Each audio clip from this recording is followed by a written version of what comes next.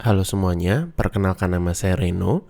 Di video kali ini saya akan membahas tentang if-else di Dart. Jadi if-else itu akan menjalankan suatu kode jika kondisi yang ditentukan itu benar atau true, dan akan menjalankan kode lain jika tidak memenuhi kondisi itu. Oke, jadi kita akan lihat yang pertama, itu adalah if statement, seperti yang kalian bisa lihat di diagram ini.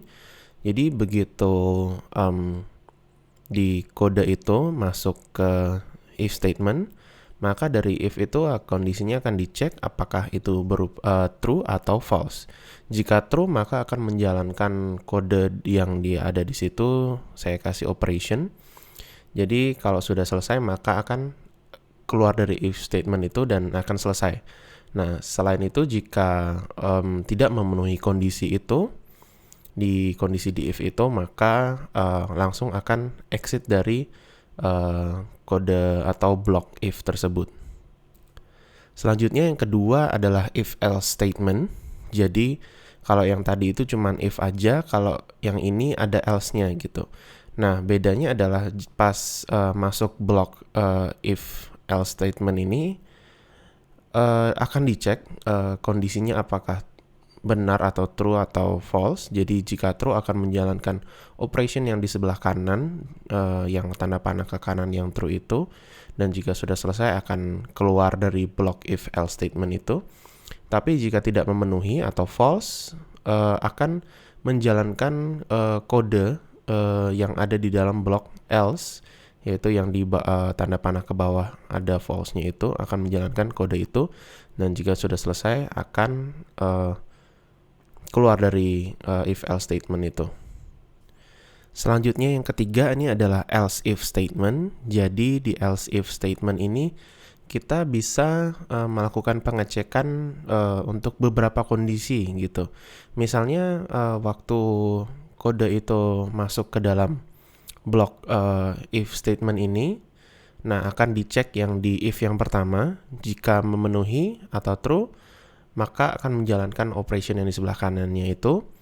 Nah, jika tidak, akan turun ke blok else if.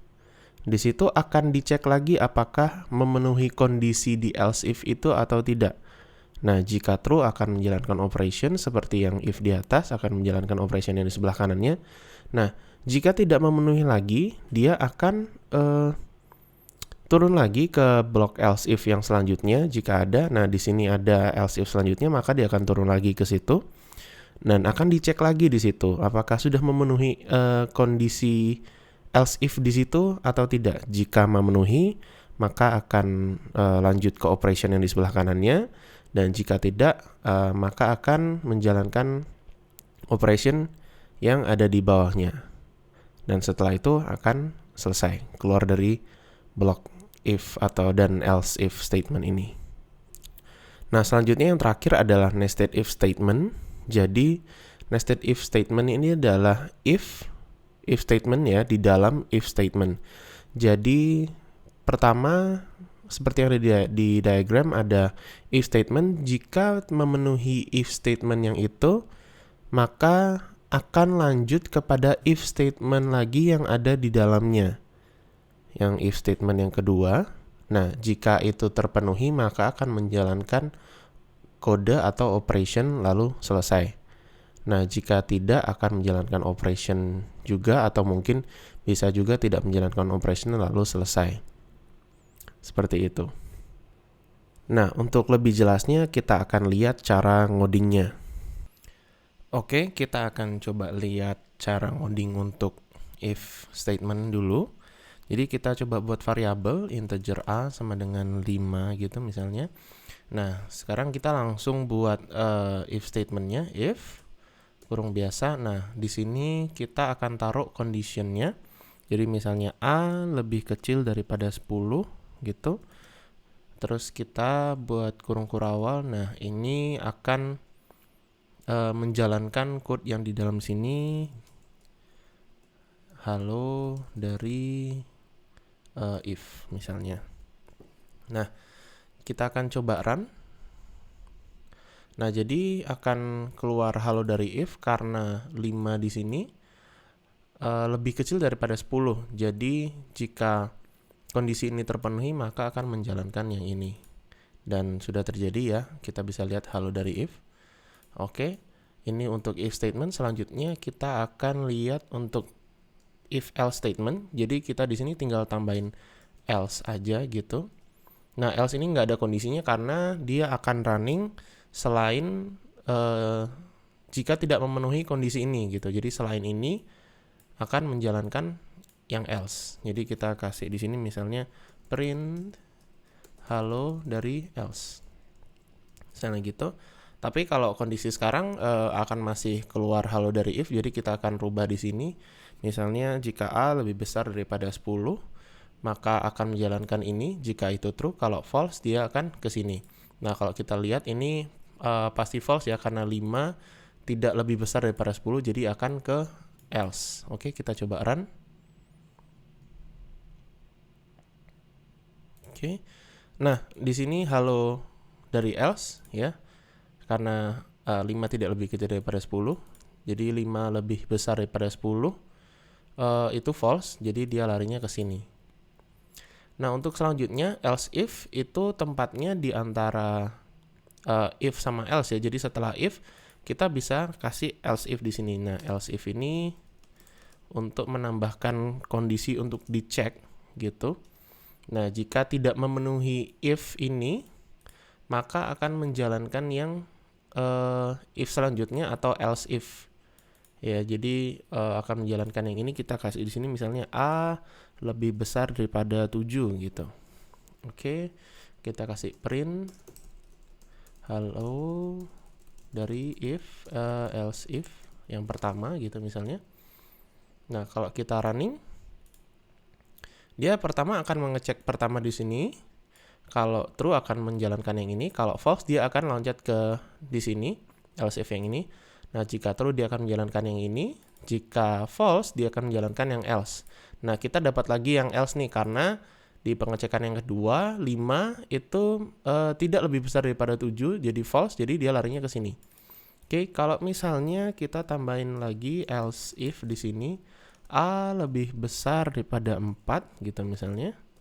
Kita print halo dari else if yang kedua. Oke, kita run. Nah, kita di sini dapat halo dari else if yang kedua. Karena 5 itu adalah lebih besar daripada 4, maka true, maka akan menjalankan yang ini. Kayak gitu. Ini untuk else if. Nah, selanjutnya untuk yang nested if atau if di dalam if ya, kita akan coba hapus yang ini. Nah, lalu kita tambahkan di sini di dalam sini if lagi. A misalnya sama dengan 5 gitu. Oke. Nah, jika ini true, kondisinya terpenuhi, maka akan kita print halo dari if di dalam if. Misalnya gitu ya. Oke, nah ini maksudnya adalah jadi yang pertama kita akan coba cek yang pertama apakah A lebih besar daripada 10. Nah, kita akan rubah di sini ya karena ini hasilnya akan false dan tidak akan masuk ke sini. Nah, jika A itu lebih kecil daripada 10, maka akan menjalankan yang ini. Jika ini true ya, akan menjalankan yang ini. Dan jika A adalah 5, maka akan menjalankan yang halo dari if di dalam if. Oke. Nah, ini kita mengeceknya di dalam if yang pertama. Jadi bedanya dengan yang else if adalah kalau yang else if itu kalau ini tidak terpenuhi dia akan lanjut ke yang di bawahnya. Tapi ini kalau yang nested if itu kita kasih if di dalam if lagi. Jadi ada percabangan lagi. Jadi misalnya kita juga bisa kasih di sini else gitu. Print halo dari else di dalam if. Misalnya kayak gitu. Nah, kita di sini juga bisa kasih else if juga. atau juga kita bisa kasih else gitu. Kita juga bisa kayak gitu. Oke, ini kita harus kasih kondisi misalnya A lebih kecil daripada misalnya berapa ya, 20 misalnya. Print halo dari else if yang pertama. Oke, misalnya kayak gitu ya. Atau ini print halo dari else, misalnya kayak gitu. Oke, kita akan coba run.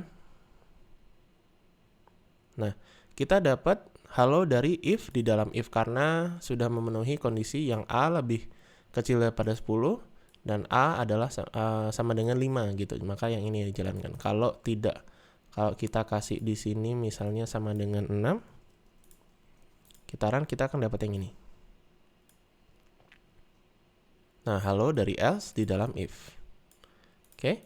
Nah, di sini kita bisa lihat kalau A lebih kecil daripada 10, ini kondisi yang pertama, dan yang kedua adalah A lebih kecil daripada 20. Padahal 5 ini sama-sama lebih kecil daripada 10 dan lebih kecil daripada 20 gitu. Nah, jadi ini maksudnya adalah if ini dia akan melakukan pengecekan dari atas ke bawah gitu. Jadi kalau misalnya ini true, dia akan masuk ke sini dan dia nggak akan turun lagi ke sini. Jadi begitu ini true, dia akan masuk ke sini.